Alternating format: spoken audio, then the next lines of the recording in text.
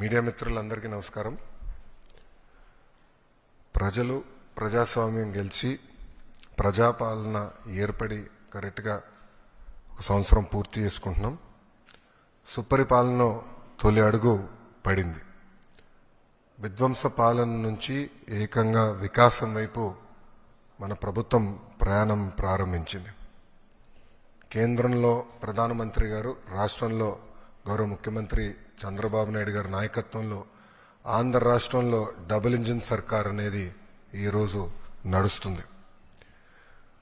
ఒక ఉద్యోగాల విషయంలో చూస్తే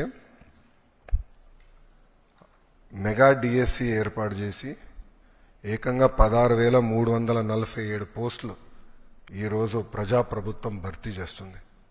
ఈ మెగా డిఎస్సిని ఎట్టి పరిస్థితులు ఆపాలని ప్రతిపక్ష పార్టీ సుమారుగా 24 కేసులు, ఈ రోజుతో 24వ కేసు కూడా డిస్మిస్ అయింది సుప్రీంకోర్టులో. 24 కేసులు వేశారు. అయినా అవన్నీ తట్టుకుని డిఎస్సి ప్రక్రియ మేము పూర్తి చేస్తున్నాం. గడిచిన 10 సంవత్సరాల్లో రాని పెట్టుబడులు ఈ సంవత్సరంలో తీసుకొస్తాం జరిగింది. 9.5 లక్షల కోట్ల పెట్టుబడి, తద్వారా 8.5 లక్షల మందికి ఉద్యోగాలు కల్పించడానికి మేము ఒప్పందాలు కుదుర్చుకున్నాం. అనేక దశల్లో ఆ ఇన్వెస్ట్మెంట్స్ ఉన్నాయి.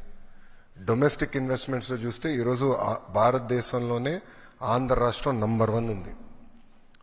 16% డొమెస్టిక్ ఇన్వెస్ట్మెంట్స్లో ఆంధ్ర రాష్ట్రానికి వస్తూ జరిగింది. దాంట్లో భాగంగా TCS, LG, NTPC green, Arcelor Mittal, BPCL, Reliance, renew power లాంటి సంస్థలు ఈరోజు ఆంధ్ర రాష్ట్రంలో పెట్టుబడులు పెట్టడానికి ముందుకు వచ్చినాయి. డబుల్ ఇంజిన్ సర్కార్ ఉంది కనుకనే విశాఖ స్టీల్ ప్లాంట్ కాపాడుకోగలం, రైల్వే జోన్స్ సాధించాం. అంతేకాకుండా భోగాపురం ఎయిర్పోర్ట్ పనులు కూడా వేగవంతంగా ఈరోజు జరుగుతున్నాయి. మీరు చూస్తే ప్రజాప్రభుత్వం ఏర్పడిన తర్వాత ఒక పెన్షన్లోనే భారతదేశంలో ఏ రాష్ట్రం ఇవ్వని విధంగా మేము ఇస్తున్నాం. వృద్ధులకి 1,000 రూపాయలు పెంచాం, వికలాంగులకి 3,000 రూపాయలు పెంచాం. బెడ్కే పరిమితం అవుతే 15,000 రూపాయలు ప్రతి నెల ప్రభుత్వం ఇస్తుంది. భారతదేశంలో ఏకైక ప్రభుత్వం ఇస్తుంది, అది ఆంధ్ర రాష్ట్ర ప్రభుత్వం. ఇంతేకాకుండా భారతదేశంలో ఎక్కడ లేని విధంగా 203 అన్న క్యాంటీన్లు ప్రజాప్రభుత్వం తిరిగి ప్రారంభించి ఈరోజు నడిపిస్తుంది. గౌరవ ముఖ్యమంత్రి గారు ఇప్పుడే చెప్పారు, ఆగస్టు 15 నుంచి ఉచిత బస్ విధానం కూడా మేము అమలు చేస్తున్నాం. దీపం పథకం ద్వారా ఇప్పటికీ 2 కోట్ల గ్యాస్ సిలిండర్లు ఉచితంగా ప్రజాప్రభుత్వం తెలుగింటి ఆడబడుచులకి అందజేస్తాం కూడా జరిగింది. దాంట్లో కొన్ని సవరణలు తీసుకొచ్చి ఏకంగా ఆ డబ్బులు డైరెక్ట్గా మహిళల అకౌంట్లో కూడా వేయాలని ఒక నిర్ణయం కూడా ప్రభుత్వం తీసుకుంటాం జరిగింది. ఈరోజు ముఖ్యమైన కార్యక్రమం తల్లికి వందనం. ఎన్నికల్లో మనం ఇచ్చిన హామీ నిలబెట్టుకుంటున్నాం. ఆనాడు చాలా స్పష్టంగా ఎంతమంది పిల్లలుంటే అంతమంది పిల్లలకి తల్లికి వందనం ఇస్తానని హామీ ఇచ్చాం. దాంట్లో భాగంగా జియో ఇచ్చాం.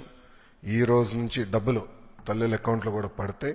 13,000 రూపాయలు తల్లి అకౌంట్లో పడుతుంది. 2,000 రూపాయలు మెయింటెనెన్స్ గ్రాంట్ కింద స్కూల్స్లో మెయింటెనెన్స్ కోసం ప్రభుత్వం ఆ నిధులు కూడా ఖర్చు పెడతాం జరుగుతుంది. సో భారతదేశంలో ఎవరు చేయని విధంగా సంక్షేమ అభివృద్ధి కార్యక్రమాలు ప్రభుత్వం ఈరోజు చేస్తాం జరుగుతుంది. గౌరవ ముఖ్యమంత్రి చంద్రబాబు నాయుడు గారి నాయకత్వంలో సంక్షేమ అభివృద్ధి అనేది ఈ ప్రభుత్వానికి జోడెద్దుల బండి. మాకు చాలా క్లియర్ మ్యాండేట్ ఇచ్చారు. 2 మీరు తీసుకెళ్ళాలి. ఒక పక్కన ఉద్యోగాలు, ఉపాధి, అభివృద్ధితో పాటు సంక్షేమం కూడా చేస్తూ ప్రజలు ఏ ఆస్తి అయితే ఈ కూటమిని 94% సీట్లు ఇచ్చి గెలిపించారో ఆ ఆశని మనం నిలబెట్టుకోవాల్సిన బాధ్యత, నెరవేర్చాల్సిన బాధ్యత మా పైన ఉందని కేబినెట్ మీటింగ్లో కూడా గౌరవ ముఖ్యమంత్రి గారు చెప్తాం జరిగింది. సో ఈ తల్లికి వందనం కింద దాదాపు 60% కుటుంబాలలో 2 కన్నా ఎక్కువ మంది పిల్లలు ఉండటం జరుగుతుంది. సో వాళ్ళకి 2 ఉంటే 26,000, 3 ఉంటే దేర్ ఆఫ్ డబ్బులు వస్తాయి. సో ఆటోమేటిక్గా ఆ డబ్బులు వాళ్ళ అకౌంట్లో పడటం జరుగుతుంది. సో ఇచ్చిన హామీ బాబు సూపర్ 6లో ఒక హామీ కూడా, ఇది ఇంకొక మరో హామీ ఈరోజు కూటమి ప్రభుత్వం నిలబెట్టుకుంటాం జరుగుతుంది. Thank you.